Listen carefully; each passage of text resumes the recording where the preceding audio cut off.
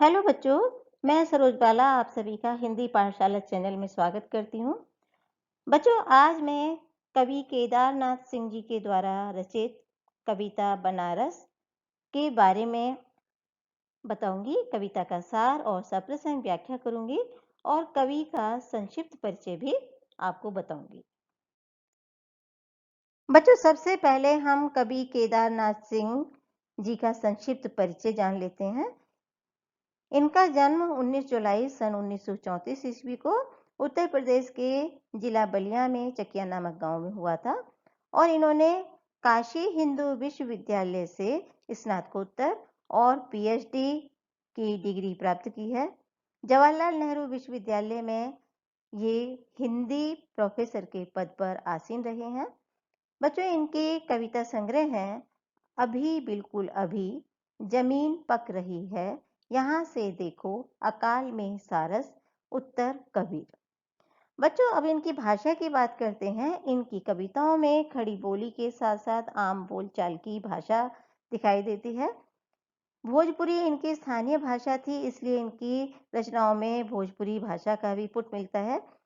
ग्रामीण जीवन और वहाँ के पूरे वातावरण की इनको पूरी तरीके से जानकारी है, जो उनकी कविताओं के माध्यम से झलकती है। बच्चों, कविता को समझने से पहले हम कविता में कवि क्या कहना चाहता है, किस बारे में कविता लिखी गई है, इसका हम सार समझ लेते हैं। कविता में कवि ने प्राचीन शहर बनारस के सांस्कृतिक वैभव पर प्रकाश डाला है। यानी जो उत्तर प्रदेश में बनारस नाम का बहुत ही प्राचीन शहर है, इसके बारे में उन्होंने सांस्कृतिक और उसकी वैभवता पर प्रकाश डाला है। बनारस को भगवान शिव की नगरी भी माना जाता है और इसका गंगा घाट एक प्रसिद्ध तीर्थ स्थान की तरह से प्रसिद्ध है।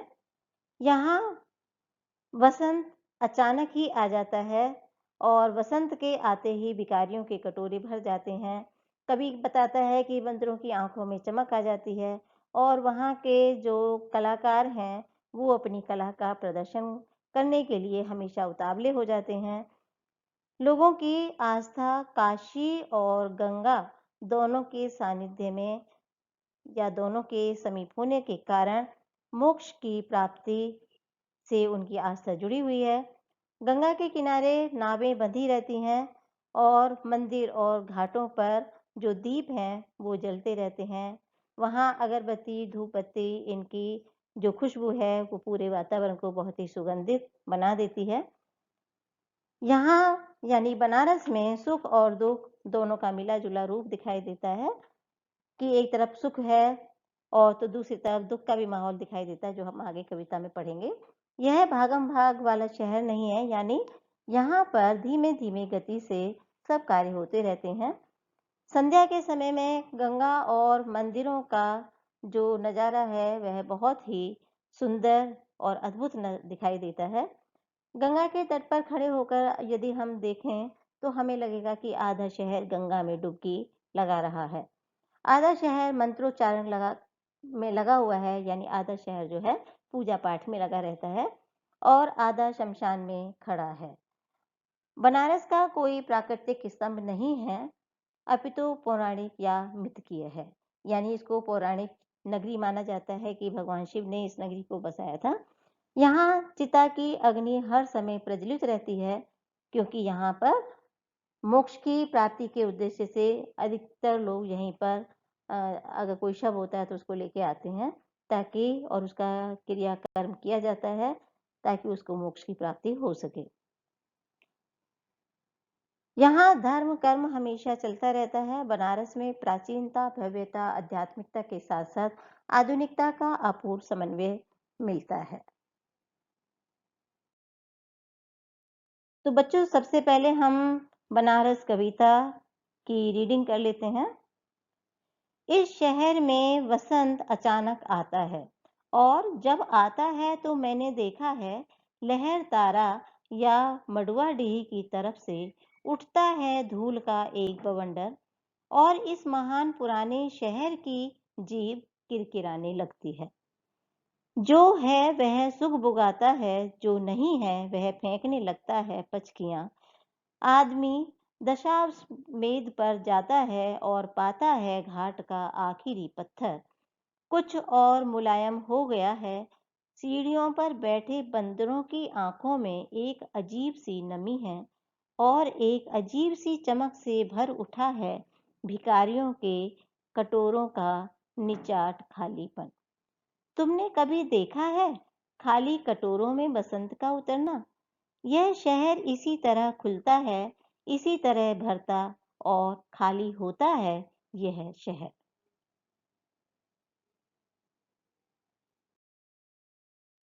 बच्चों, कविता में आए हुए कुछ कठिन शब्दों के बारे में जान लेते हैं।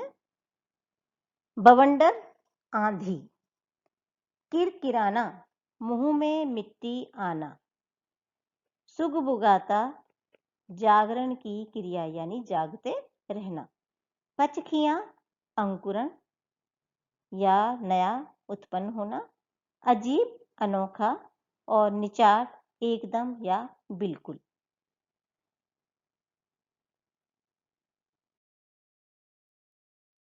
बच्चों, आइए इस कविता की हम सप्रसंग व्याख्या करते हैं। सबसे पहले हम प्रसंग पर नजर डालते हैं कि प्रस्तुत पंक्तियां हमारी पाठ्य पुस्तक अंतरा भाग 2 की बनारस कविता से ली गई हैं और इसके कवि केदारनाथ सिंह जी हैं। इन पंक्तियों में कवि बनारस शहर में आने वाले बसंत और उसके कारण होने वाले परिवर्तन को अपने कविता के माध्यम से प्रदर्शित कर रहे हैं। कवि कहते हैं कि शहर में बसंत अचानक आता है। कवि कहते हैं कि मैंने इसको बड़े नज़दीक से महसूस किया है कि जब बसंत आता है तो लहर तारा और मड़वाडीही नामक स्थानों की तरफ से धूल का एक बवंडर उठता है और उस धूल के कारण वहां के शहर के लोगों की जो जीभ है या दांत है वह किरकिराने लगते हैं। बच्चों, एक कहने का अर्थ यह है कि जब वहां बसंत का आगमन होता है तो लहर तारा और मड़वाडीह जो स्थान है उधर की तरफ जो लोग साहित्यकार, संगीतकार या धार्मिक क्षेत्रों से जुड़े हुए लोग हैं, उन लोगों में एक प्रकार का बवंडर सा उठने लगता है, यानी वे अपनी कला को प्रदर्शित करने के लिए बहुत ही बेचैन हो जाते हैं। जो है वह सुख भुगाता है, यानी जो लोग हैं जो इस प्रकार के कार्यक्रमों में लगे हुए हैं या जुड़े हुए हैं, वह तो अपना कार्य करते ही हैं और इस प्रकार से इस शहर को जगाने का प्रयास करते हैं, यानी चारों तरफ अनेक प्रकार के कार्यक्रमों की धूम मची रहती है। जो नहीं है वह फेंकने लगता है पचकियां, यानी जो लोग अभी तक अपनी कलाओं में प्रसिद्ध नहीं हुए हैं, वे लोग भी अपनी कलाओं का प्रदर्शन करके कुछ अंकुरण करना चाहते हैं, यानी अपनी कला को प्रदर्शित करके लोगों के बीच में प्रसिद्ध होना चाहते हैं। आदमी दशाश्वमेध पर जाता है और पाता है घाट का आखिरी पत्थर। वहां के लोग स्नान, पूजा अर्चना आदि में लगे हुए होते हैं और इस समय उन्हें पत्थर तक में भी नरमी दिखाई देती है, यानी जो पत्थर अभी तक सख्त थे उनमें भी कभी को ऐसा लगता है कि वह भी शायद नरम हो गए हैं। कहने का अर्थ यह है कि पत्थरों तक में भी वहां बसंत का प्रभाव देखने को मिलता है कि बंदरों जो वहां की सीढ़ियों पर बैठे हुए बंदर हैं, उनकी आंखों में भी एक प्रकार की नमी दिखाई देती है। बच्चों, कहने का अर्थ यह है कि अभी तक शीत ऋतु थी जिसके कारण जो बंदर थे ठिठुरते रहते थे, लेकिन बसंत ऋतु आगमन पर बंदर भी आनंद की अनुभूति करते हैं और वह भी कुछ प्राप्त करने के उद्देश्य से वहां सीढ़ियों पर बैठ जाते हैं कि उन्हें वहां कुछ खाने के लिए मिलेगा। एक अजीब सी नमी है, यानी पत्थर जो था, अब जो सीढ़ियों का पत्थर है वह भी अब बहुत ज्यादा ठंडा ना होकर के उसमें भी एक सामान्य ठंडक दिखाई देती है और एक अजीब सी चमक से भर उठा है भिखारियों के कटोरों का निचाट खालीपन। अभी तक जिन भिखारियों के कटोरों में केवल खालीपन था, यानी जो भिखारियों के कटोरे हैं, और अभी ठंड का मौसम होने के कारण यहाँ पर लोग बहुत ही कम आते जाते थे, तो भिखारियों का जो कटोरा था वह भी खाली पड़ा हुआ था। लेकिन बसंत ऋतु में लोगों की जब भीड़ भाड़ ज़्यादा बढ़ जाती है, तो लोग दान दक्षिणा भी देना चाहते हैं, और लोग भिखारियों के कटोरों में भी वह कुछ पैसे या सिक्के डाल देना चाहते हैं। ऐसा सोचकर भिखारियों की आंखों में भी एक प्रकार से चमक आ जाती है, यानी वह भी यह सोचने लगते हैं कि अब तो हमारे जो कटोरे हैं वह भी भर जाएंगे। ऐसी आस लगा करके भिखारी बैठे हुए हैं। तुमने कभी देखा है खाली कटोरों में बसंत का उतरना? बच्चों, कवि कहता है कि अब बसंत ऋतु आने पर भिखारियों के कटोरे पैसों से भर गए हैं। तो ऐसा लगता है कि बसंत शायद भिखारियों के कटोरों में उतर आया है। यह शहर इसी तरह खुलता है और इसी तरह भरता और खाली होता है। कवि कहना चाहता है कि ये जो शहर है इसी तरीके से रोजाना ये खुलता है, रोजाना यहाँ पर लोगों का आना जाना लगा रहता है। बसंत ऋतु आने पर यहाँ लोगों का आवागमन ज़्यादा हो जाता है और लोग आते हैं और चले जाते हैं। इस तरीके से यह शहर प्रतिदिन भरता है और फिर खाली होता रहता है। बच्चों, अब आइए हम इसके विशेष पर ध्यान देते हैं। विशेष में बच्चों पहले हम ये लिखते हैं कि कविता में किस चीज का वर्णन किया गया है। तो इस कविता में बनारस में बसंत के आगमन का वर्णन किया गया है। बनारस का मानवीकरण किया गया है, यानी अनेक प्रकार से मनुष्यों की तरह से प्रयोग करना, बसंत का आना या पत्थरों का मुलायम होना। तो इस तरीके से जो चीज़ें दिखाई गई हैं, यानी वहाँ का मानवीकरण किया गया है। अजीब सी नमी, अजीब सी चमक, इन शब्दों में उपमा अलंकार है। बिंबों का सुंदर प्रयोग किया गया है। शब्द चयनों को कवि ने भावनाओं के अनुकूल चयन किया है और जो कि बहुत ही सटीक है। भाषा बच्चों बहुत ही सरल है, बोलचाल की खड़ी बोली है, छंद मुक्त कविता है। बच्चों, अब दूसरा कविता का पैराग्राफ देखते हैं। इसी तरह रोज रोज एक अनंत शव ले जाते हैं कंधे, अंधेरी गली से चमकती हुई गंगा की तरह। इस शहर में धूल धीरे धीरे उड़ती है, धीरे धीरे चलते हैं लोग, धीरे धीरे बजते हैं घंटे, शाम धीरे धीरे होती है।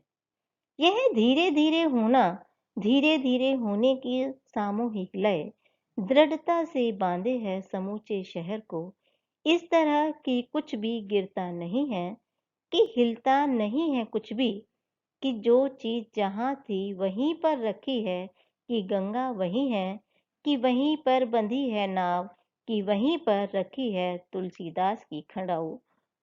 सैकड़ों वर्षों से कभी सही साँझ बिना किसी सूचना के घुस जाओ इस शहर में, कभी आरती के आलोक में। आइए बच्चों, सबसे पहले इसमें आए हुए कठिन शब्दों के अर्थ समझते हैं। अनंत, अनंत का अर्थ होता है असीम।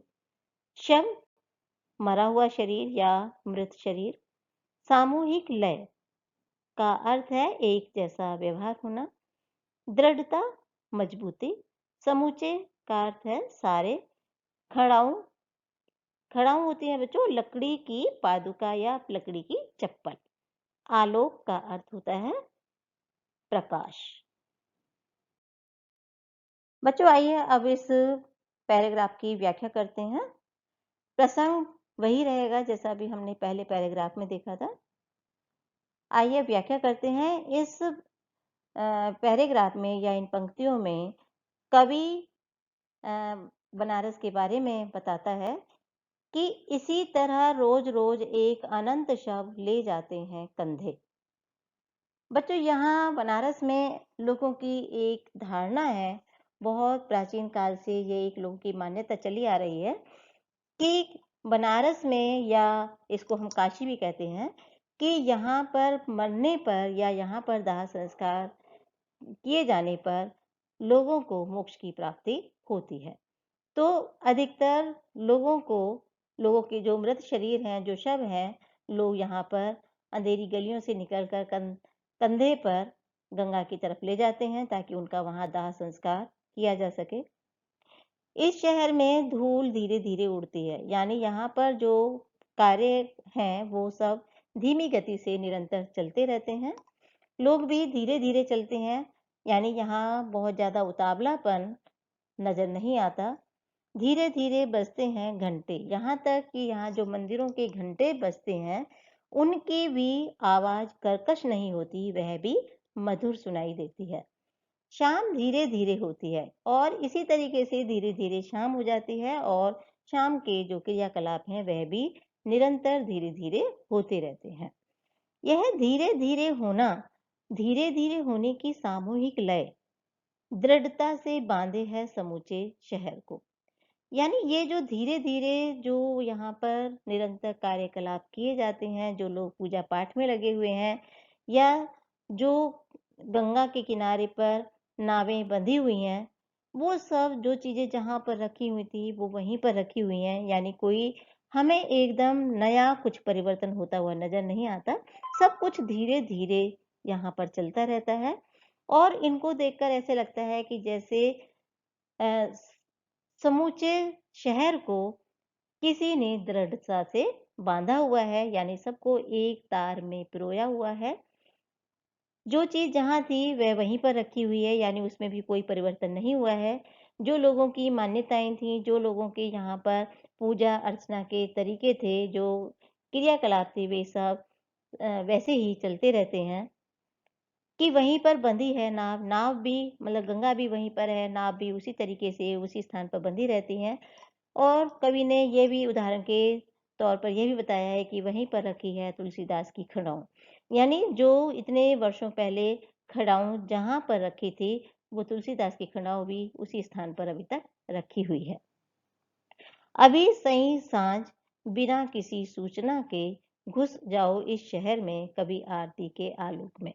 वो कहता है कि शाम के समय में अगर बिना किसी सूचना के भी अगर हम इस शहर में घुस जाएँ, तो हमें मतलब निरंतर वहाँ पर जो निरंतर होने वाले क्रियाकलाप ही हमें वहाँ मिलते हैं। जो दैनिक क्रिया जो शाम के समय वहाँ पर आरती होती है और जो उसका प्रकाश होता है, वो हमें वैसा ही वहाँ पे नज़र नहीं आएगा। ऐसा नहीं है कि किसी के अचानक आने से वहाँ पर किसी प्रकार का कोई नया परिवर्तन किया गया हो। आइए बच्चों, अब इसका विशेष देखते हैं। कवि ने काशी और गंगा के सानिध्य में मोक्ष प्राप्त होने की आस्था का चित्रण किया है। कि लोगों का मानना है कि यहाँ गंगा और काशी दोनों के एक साथ होने के कारण यहाँ लोगों को मोक्ष की प्राप्ति होती है। रोज-रोज में पुनरुक्ति प्रकाश अलंकार है, क्योंकि यहाँ र वर्ण की आवृत्ति रोज-रोज जो शब्द है वो 2 बार प्रयोग किया गया है। अंधेरी गली से चमकती हुई गंगा में, यहाँ बच्चों इस लाइन में विरोधाभास अलंकार है कि अंधेरी गली है और चमकती हुई गंगा, यानी अंधेरा और चमकता दोनों में विरोधाभास का प्रयोग किया गया है। शब्द चयन सटीक है, छंद मुक्त रचना है और भाषा बहुत ही सरल और स्वाभाविक है। बच्चों इस कविता के अगले पैराग्राफ की व्याख्या और प्रश्न उत्तर हम पार्ट 2 में समझेंगे। और आपको इस वीडियो से संबंधित किसी प्रकार की कोई शंका अथवा प्रश्न हो तो आप सरोज हिंदी पाठशाला @gmail के द्वारा संपर्क कर सकते हैं, या कमेंट्स बॉक्स में भी बच्चों आप कमेंट्स कर सकते हैं। बच्चों आपको मेरी वीडियो पसंद आई हो तो इसे लाइक कीजिए, अधिक से अधिक शेयर कीजिए और मेरे चैनल को सब्सक्राइब जरूर कीजिएगा। करंट अपडेट पाने के लिए बेल आइकन को जरूर दबाइएगा।